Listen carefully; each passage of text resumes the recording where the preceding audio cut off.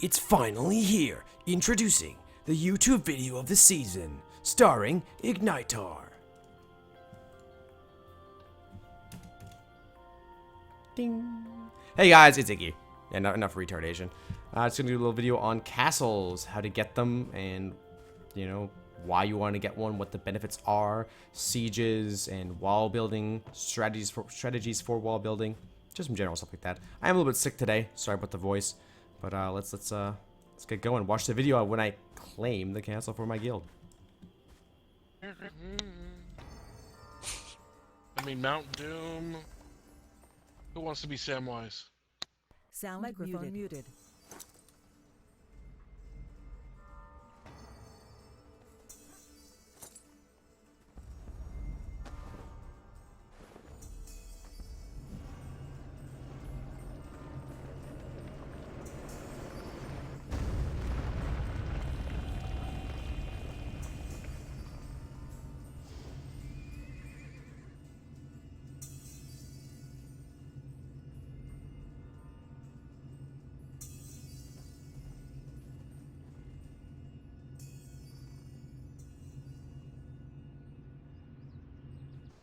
Wasn't that video cool, guys? That was a pretty cool video, I know. So we are in Mirage Island. We're going to be looking at the Lord Coin items. You gain 20 Lord Coins per week. Where are my Lord Coins? I can spend them all. Yep. Spot. This is the second costume I bought this week. You gain 20, which means you can get in one set of horse armor, or 2 costumes for your guild per week. Go to armor. It gives 4% move speed. For the saddle, this gives what, 1%. For the legs, and this gives bunch of defense, 5 Lord Coins per set, so 4 sets per guild per week, or buy costumes. Costumes are the better option, I think. The cash out items are pretty close to that, and you know these costumes are really powerful. It saves you a lot of money. It's about 2,000 gold in 1.0 to buy a crafted costume, which is about 35% worse than these in all stats. Like for example, the caster one is 2.5% cast speed, while it's 1.5% on the crafted one. You know, it's 250 max health for this one. It's 150 max health for the cloth one. So these costumes are pretty potent. I'll mouse over them each time for you guys. You can just pause the video and look at the stats. I'm too lazy to read it out. Nah, screw it. 2.5% evasion, crit rate by 2.5%, defense penetration plus 350, magic defense plus 300. That's the leather. Let's check the plate. The plate costume is plus 500 max health, physical defense plus 7%, magic defense plus 300. Very similar to my costume. Mine's 3,000 health, 10% defense, 700 magic def. So mine's like a better upgrade of this. And the cloth caster costume. Plus 250 max health, cast speed by 2.5%, magic attack 7.5, defense 300. That's not, it's pretty good. That's my lured costume. So the Lord of the Castle gets a costume, as I've shown you. And a mount. The mount and the costume both expire after 1 week, or until next Sunday, and a new one is mailed to you. So if you lose your castle, then you don't get it anymore. It goes away. Poof, bye. The horse has no armor, and reaches a top speed when charged and break through, to a 2.8. 2.88. 28.8, whatever. You get the idea. How do I do math? So that's Lord Coins. 20 per week. Pretty cool. Now I'll show you the walls. There's 2 types of walls. There's west and east walls and towers. You can only choose one for your castle. So make sure you choose wisely. I prefer the east. They look cooler. I do not believe you can mix and match. I can't test because they removed Auroria, so I cannot actually go to my castle for this video. Yay! Thanks, Tron. So there's your gate. You get 1 of these per castle. Let's see what it costs to make. You know, the price of buying these is fairly cheap. Only 5 gold to buy it. You think it would cost a guild, right? But it doesn't. 2 stone, 1 iron, 1 lumber. Now your towers. Towers are there. In between every wall section, there are towers. This is the better one. Costs 3 gold, 3 stone packs. And the one with the roof is kind of meh. 2 stone, 1 lumber. Basically, on the one without the roof, you have little like anti-air guns, pretty much, that you can pay Archeum shards for, and they will shoot down gliders gliding on your base. Pretty cool, right? So it normally builds that one with the roof. It's just for show. This is the only kind of wall on the east here. 2 stone per. And the stairs, 1 lumber per. You rarely see stairs. It actually helps help the attackers. So typically, you just have 1 set of stairs near your respawn base. Quickly run over to the western side to show you their architecture. Looks like more like Game of Thrones, and it's not as cool. So every week, your castle, every week or every 2 weeks. I haven't actually been sieged, so I can't really tell. But someone has the opportunity to buy an item, and whoever buys the item has the choice if they want to siege that castle. So there's 1 scroll for each of the 4 zones. Which are the zones here. There's Markla, Calmlands, Nuemari, and Heedmar. We own the Calmlands currently, but we cannot go there. Houses in the area pay taxes, and those taxes are in tax certificates translate into gold, and the gold goes to me. So I think we got about 100 gold in taxes. The peace fund took 30, and there was another tax, I forget what it was, and then the rest were given to me. I got around 60 gold for that. So there's 2 guard towers in the zone, and I'll talk about it a little bit later, but basically you need 50 blood archeum crystals, which is 2,000 gold, and a bunch of mining stuff. The mining stuff comes from Axelok. You need 50k mining to mine that, and labor potions with alts with labor potions as well. So we definitely prepare for that for when it opens.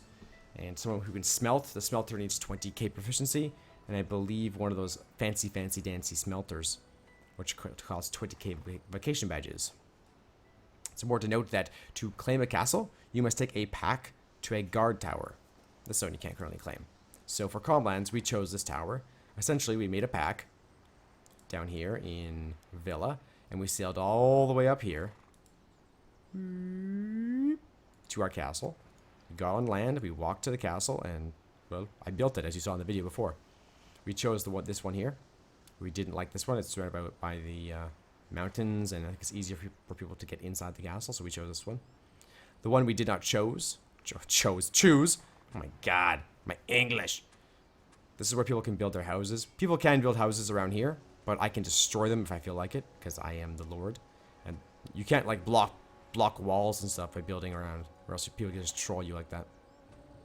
So most people build around here. Every zone here has 2. 1, 2. Heedmar, 1, 2. Nuemari, 1, 2. So yeah. That's basically just of zones and taxes and stuff. This is the Western architecture. The building costs are the same. So you got your normal tower with the thing on top, tower with the roof, the gates, the walls, the stairs. Now, what's important about the gate is that it actually, when your gate is destroyed, it will give your sword, which the attackers are attacking, 100% damage taken increase. So you want to defend your gate. You want to have it well placed. Essentially, when someone sieges your castle, their goal is to take your crystal, or sword crystal thingy-bobber, which is in the middle. So you want to slow them down, prevent them from reaching said sword by the time allotted. If they get to it and they destroy it, there's I think a 10-minute channeling ability they have to channel on it. So you want to definitely need to, even after you destroy the sword, you still need to hold the area and protect the channeler and whatnot. So yeah, it's pretty cool, the sieges. I've seen a couple. I've never actually been involved in one because our guild just got their castle. We haven't had a chance to defend it, and we were a very small alpha guild, unfortunately. I'm sure there's videos out there you guys can watch of said sieges. You'll see it in action as people try to get to the middle sword. Now I'll show you guys how to build the walls of the castle, which I think is the coolest part. There is a little grid, and you build your little towers and little walls. Where's my MS Paint? Here's my MS Paint. As I do the load screen here. So this is your little sword. I'll draw the sword. Ah, my sword. Here's the handle. And that looks like a phallus. Okay. And here's your respawn base. It's very near, but not too close. And yeah. You can build your wall. There's a little, basically a grid here. A little grid of lines up and down here. Line. Here's a line. Like this. And you get to build your little towers in between the intersections in your walls, in between each one. The wall can go here, across, or like this across, or, you know, along the lines here. It's not too complicated, but it's pretty cool. The building phase is a little bit complicated. I'll show you that in a second. But let's do that first, actually, yeah. here in Solus. I can't actually build here, but if you do it in the housing area, you can actually see the lines. If I do it out here, outside the housing area, I don't think I can. Let's try. Oh, down to there I can. But see, the lines stop. The lines stop. So as you can see, these are the blue lines. I just kind of just drew on MS Paint there.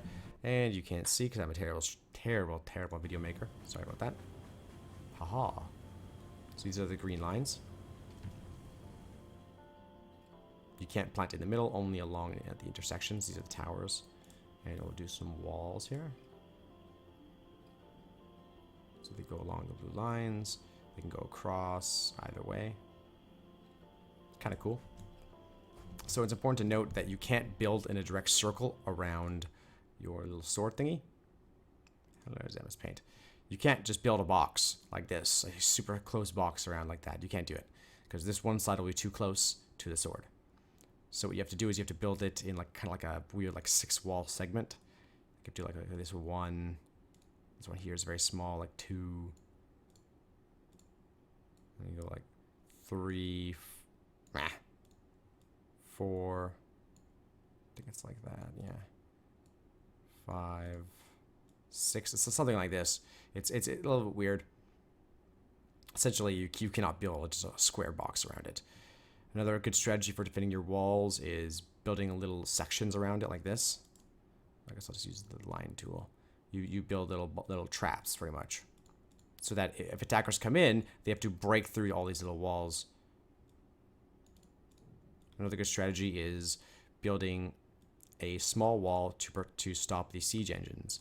So maybe they come in this way. You can build a wall right here, so that when they come in, they can't just go straight to the next wall. They have to go around this, and you can be waiting for them. It's annoying for their siege engines and whatnot, so it's very useful. It's very useful.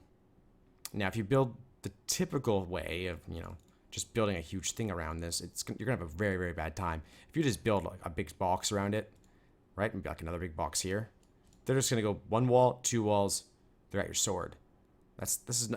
You're gonna have a bad time. This is just a bad idea. You don't want to do it. So yeah. Show you guys the construction phases. I'll do the wall first. So when you build the wall, there's 2 phases. You click once, and now you have a chance to flip the I guess you could say the little, I don't know what it's called. See that little thing sticking out? Yeah. You can choose what side that's on. You can choose the direction of it. Now it's on that side. Now it's on this side by using the mouse wheel. And once that's done, you click again, and now you may do the size. So there's 4 sizes. This is the lowest one, second lowest, number 3, which is the one used most often. There's a 4th one I can't seem to get. Maybe it's because this zone is the wrong zone. I don't know. But there's a 4th one that angles up. I believe that only works when you're building on an incline. So yeah. It's pretty cool.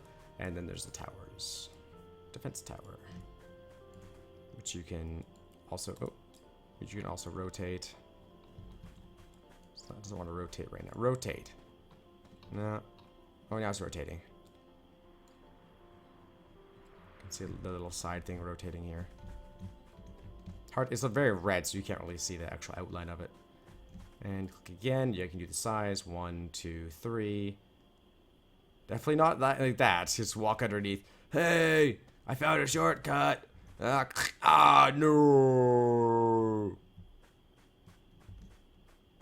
But yes, you get the general gist of it. So you build here, and then you'll build your wall in between. Yep.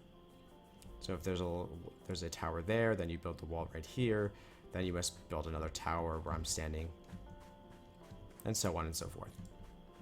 So hopefully that clarifies the wall designs for you guys and how to build your castle, how to get your castle. You can't currently make the packs even in beta right now. They removed it from the Archeum workstation.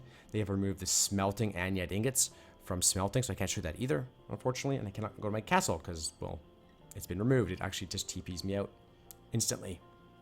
But hopefully you guys learned something and you guys are striving for your castles. I think when castles open up, it's going to be the best part of the game ever, because everyone will rush up to this mine up here next to Lock. It's going to be the biggest PvP shit show ever. And those who do get the ingots have to go smelt them. And they need to smelt them before the other guilds smelt them. So there's going to be a huge rush to bring the packs up. And so there's going to be blockades on the ocean. If you kill a guild with a pack, you can take that pack and claim a castle for yourself at no cost. That is the most expensive trade pack in the game, by far, by far. It gives you a castle. Its value is way above tens of thousands of gold. So, yeah. Definitely looking forward to that. We're going to try for a castle ourselves. If we can gank and we can get another castle, it'd be pretty awesome too. It's going to be fun times, man. It will be fun times. There will be guilds roaming in stealth on the island watching the guard towers. There will be guilds watching the harbors at all the Archeum workstations. Probably the best bet is to watch the Archeum workstations so you can see who's making packs. Because the pack is very obvious too. You saw in the video, right? Yeah, it's big and bright, and we had about 10 or 12 people in stealth on that boat when we were going. We had other boats, but that boat was one person driving and everyone else in stealth. Definitely. Oh, it's going to be insane. I can't wait. The game is amazing. You guys should check it out if you haven't checked out the game yet. It's a little pay to win right now. Tryon should hopefully be fixing it. Tryon, if you're listening, well, please fix it. You know, Archeum needs to be readily available for crafting. And what later potions should be account wide. If not, then you have a huge cooldown. Yeah, there's issues. There's issues. Guys, well, check me out. Check me out on twitch.tv/Ignitar, IgniterFTW on Twitter. Or just post the comments below what you want to see. What did you like? What didn't you like? Do I sound like a retard? I don't know. Let me know. You guys have a good day, and I'll hopefully see you guys in Auroria. We're recruiting. I'll put the guild info or link in the description. Feel free to check us out. We're rolling Eastern Faction. We're not quite sure which server yet. We should be selling that in the next few days after we get some more info on where our rival guilds are rolling. Have a good day, guys.